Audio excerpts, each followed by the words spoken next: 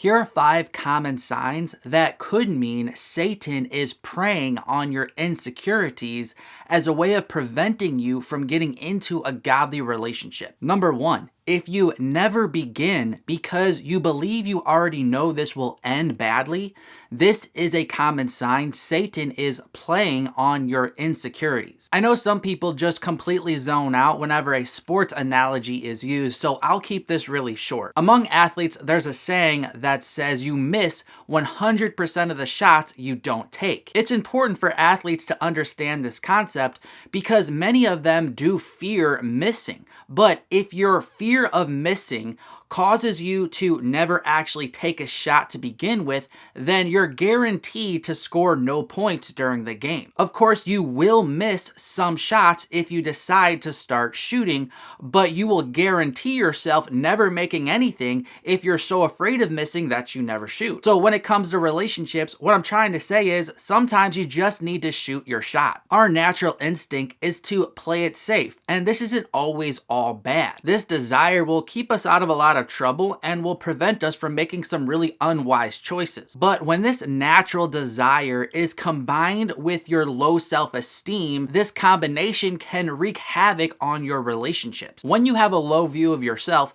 you'll automatically believe that you'll fail if you try anything.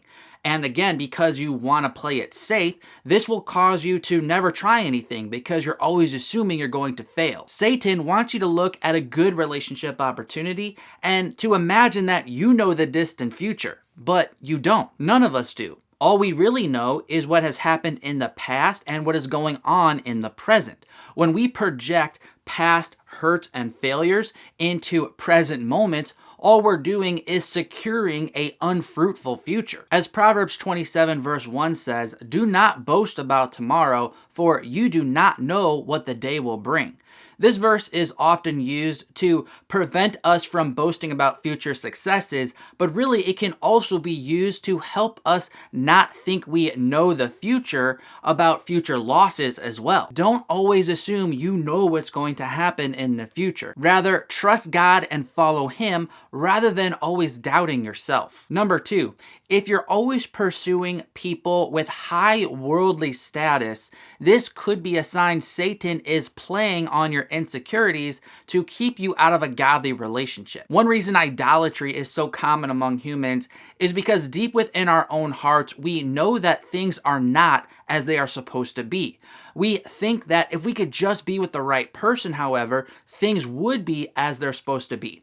In a way, we're all looking for a savior. And even though this desire is misapplied, the desire itself isn't actually wrong. We actually all do need a savior. Things aren't as they're supposed to be. But again, we're misapplying this desire and looking for our savior out in the world amongst people, when in reality, only Jesus Christ can satisfy that deep longing in our hearts. But when Jesus isn't filling that hole and place in your heart, you will look for a savior out in the world. This is especially tempting to do when combined with your own insecurities. When you see someone that everyone in the world is looking up to and values and who has high worldly status, you might think to yourself, if I could just be with that person, I would feel better about myself. So if you're a man, you may always be pursuing the types of women who have that look that the world idolizes, that end up on magazines or billboards. Or if you're a woman with low self-esteem, you might always be chasing after those guys who have that worldly status. But when you're chasing after these worldly relationships, it never turns out well. One of 2 things usually happens. One, you either pursue these types of people and they don't like you back because you don't have enough earthly status to be attractive to them, or you do attract these people, you do get in these worldly relationships, but they always fail because, again, they're based on worldly characteristics rather than godly characteristics. Satan knows that one of the best ways to keep you away from the one God does want you with is to keep you chasing after the worldly ones God doesn't want you with. As James chapter 4, verses 3 through 4 state, "You ask and you do not receive, because you ask wrongly, to spend it on your passions. You adulterous people, do you not know that friendship with the world is enmity with God? Therefore, whoever wishes to be a friend of the world makes himself an enemy of God. Number 3, if you keep getting attached to narcissistic people or people with the savior complex, this could be a sign that Satan is playing on your insecurities as a way of keeping you out of a godly relationship. People with a savior complex are those types of people who walk into the room and assume they know best for everyone else.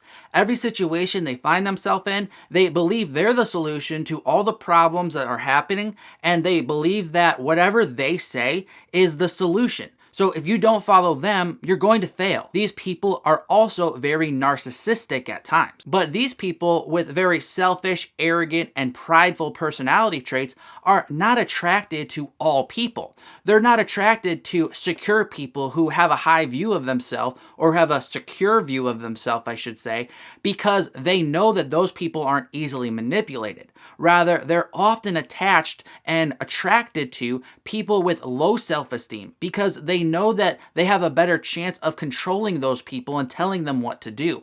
So if you all of a sudden have someone pursuing you really hard, you might want to be careful that this isn't a narcissistic savior complex type of person that sees you as an easy target because you're exhibiting a lack of self-esteem. While it can be a relief to have someone tell you what to do and to kind of take the lead in relationships, especially when you're the type of person who struggles with that, in the end, this always turns toxic, which is exactly what Satan wants for you. So what you really want to do is live out Colossians 3 verse 12 and also look for someone who is doing the same. That verse says, "Put on then, as God's chosen ones, holy and beloved, compassionate hearts, kindness, humility, meekness, and patience." Number 4, if you consistently end relationships prematurely because you believe that this person is going to leave you anyways, this is often a sign Satan is preying on your insecurities as a way of keeping you out of good relationships. The fear of being rejected and the fear of being cheated on are two of the most common fears I hear Christian singles talking about. But like any other fear, these fears only worsen when combined with our own insecurities. One bad solution that people often try to use to protect themselves from these types of hurts is to leave relationships before the person actually leaves them. While this actually might save you some initial pain by leaving early and thus not allowing that person to reject you, in the end, you're the one causing yourself the most damage because you're preventing relationships from forming and having the time needed to progress into something more. If you're always bailing before things can get serious, you're never going to have a serious relationship. One key to overcoming the fear of abandonment is to remember that God himself will never abandon you. As Hebrews 13, 5 through 6 states, "I will never leave you, nor will I forsake you." So we can confidently say, "The Lord is my helper, I will not fear. What can man do to me?" When you know that God will never forsake you, you'll lose the fear of people forsaking you. And number 5, if your insecurities are tempting you to act differently around people that you like, this could be a sign that Satan is playing on those insecurities as a way of keeping you out of good relationships. If you never show people who you really are, people can never love you for who you really are. Satan knows this, so to keep you out of loving relationships, he'll tempt you to act differently around those people that you have an interest in. As Christians, our goal should be to live consistent lives, living the same way no matter what environment we find ourselves in. If you live consistently around people you're not romantically interested in, and the same way around other people that you are interested in, you'll simplify your life in a great way and give yourself the ability to form authentic relationships. The main way to live consistently is to always live for Christ and his approval rather than for the approval of people. As Galatians 1 verse 10 states, "For am I now seeking the approval of man or of God? Or am I trying to please man? If I were still trying to please man, I would not be a servant of Christ." Why do you fear the person that you like? I answer that question with 4 answers in this video right here. I'm Mark from ApplyGodsWord.com. I hope you enjoyed this video. Until next time, God bless.